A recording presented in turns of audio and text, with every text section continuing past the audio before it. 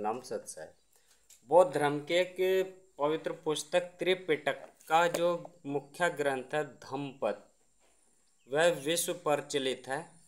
वह बौद्ध यानी भगवत तथागत बुद्ध के जो सूत्र हैं, बहुत महत्वपूर्ण सूत्र है जो आध्यात्मिकता की ओर ले जाते हैं, धर्म की ओर ले जाते हैं।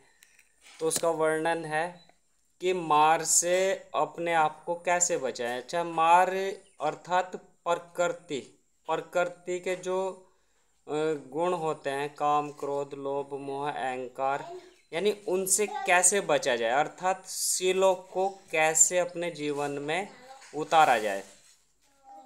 तो कह रहे हैं 7वां श्लोक है, जो शुभ ही शुभ देखता विहरता है, अर्थात जो मार या प्रकृति के अधीन है, जो भोगों में लिप्त है, आनंद में लिप्त है, जो संसार के सुखों में लिप्त है, इंद्रियों में संयम न करने वाला होता है।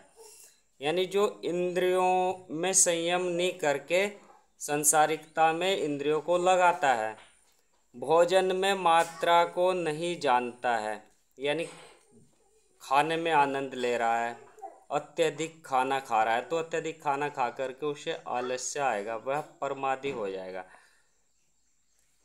आलस और उद्योगहीन होता है, यानी वह कोई भी कर्म नहीं करता। और यहाँ धम्मपद है, तो धम्मपद से जो आलस का सीधा सा तात्पर्य होता है कि जो ध्यान योग नहीं करता है उसे प्रमादी कहा है। किसी संसारिक काम के लिए नहीं प्रेरित कर रहे हैं।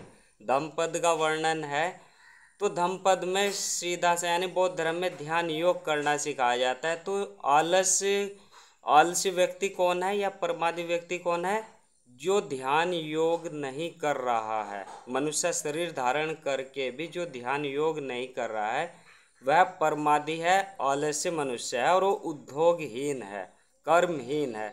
तो उसे मार यानी मन की दुष्प्रवृत्ति अर्थात प्रकृति के जो प्रवृत्तियाँ होती है, काम, क्रोध, लोभ, मोह, अहंकार की, वैसे ही पीड़ित करती हैं या करता है, जैसे दुर्बल वृक्ष को हवा कर देती है। यानी जैसे दुर्बल वृक्ष है, उसको जो है हवा के झोंके का बहुत ज़्यादा खतरा होता है, गिरने का, टूटने का खतरा होता है। तो ऐसे ही पीड़ित करती रहती हैं। जो उद्योगहीन है, आलस्य के प्रमादी व्यक्ति है, आलसी मनुष्य है, अर्थात जो ध्यान योग नहीं करता। और जो ध्यान योग करता है उसे प्रकृति या मार यानी परेशान नहीं करती है, वह चट्टान की तरह अड़िग रहता। आगे के श्लोक में यही कहा है, जो अशुभ देखते विहरता है, यानी जो इस संसार को नश्वर जानता हुआ इसमें आनंद नहीं लेता है, इंद्रियों को संयम करता है, यानी उसकी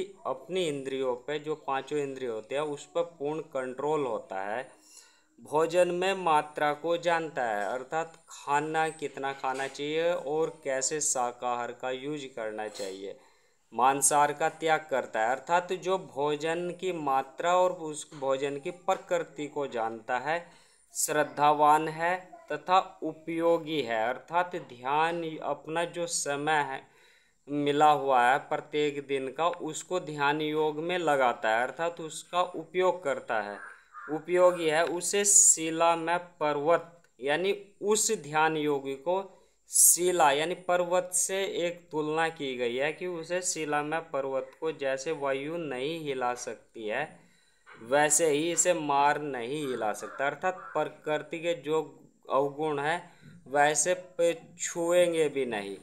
फिर आगे के श्लोक है, 9वां श्लोक है, जो पुरुष राग द्वेष आदि कसायों यानी मलों को बिना छोड़े, यहाँ एक कसाय से तात्पर्य है अवगुण को बिना छोड़े, और दूसरे कसाय यानी दूसरा जो कसाय का अर्थ होता है वह वस्त्र धारण करने से होता है, पीले वस्त्र धारण करने से होता है। तो जो पुरुष राग द्वेष से कसायों मलों को बिना छोड़े, अर्थात जो प्रकृति के अवगुण होते हैं, काम, क्रोध, लोभ, मोह, अहंकार को न छोड़ करके कसाय वस्त्रों को धारण करता है, अर्थात पीले वस्त्रों को धारण करता है, गेरुए वस्त्रों को धारण करता है, वह संयम सत्य से परे हटे हुए है, वह सच्चा सन्यासी नहीं है।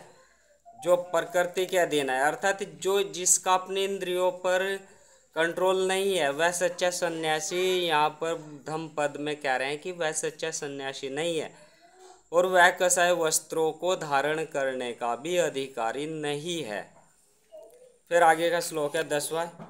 जिसने कसायों का वमन कर दिया हो, यानी जिसने प्रकृति के अवगुण है काम क्रोध लोभ मोह अहंकार या राग द्वेष लोभ लालच का त्याग कर दिया हो, जो आचार अर्थात शील को धारण किए हुए हो, शील से सुसंपन्न आचार से सुसंपन्न है तथा आचार यानी शील या आचार में होता है कि हमें झूठ नहीं बोलना, हमें सत्य बोलना है, हमें दूसरे की जो वस्तु है उस पर अपना अधिकार नहीं जमाना है। आजकल हम बौद्ध धर्म के अनुयायी हैं, लेकिन हम दूसरे की वस्तुओं को ही जो है अपना अधिकार जमाते हैं, ऐसे हमारे कुछ आसपास में देखने को मिलता है। तो बौद्ध धर्म के जो शील होते हैं ना अपरिग्रह, हमें दूसरे की वस्तुओं को नहीं, उस पर अपना अधिकार नहीं जमाना है और सत्य को धारण करना है, अहिंसा का पालन करना है और यानी शराब और मदिरा या मांसाहार से त्याग करना है। तो जो शील से संपन्न है तथा संयम सत्य से संयुक्त है, वही कसाय अर्थात पीले वस्त्रों को धारण करने वाला सच्चा सन्यासी और अधिकारी है। तो यहाँ सन्यासी की भी परिभाषा धम्मपद के इन 2 श्लोकों से आ जाती है, यानी जो प्रकृति यानी जो इंद्रियों का गुलाम है वह पीला वस्त्र धारण करने का अधिकारी नहीं है, वह सन्यासी होने का अधिकारी नहीं है।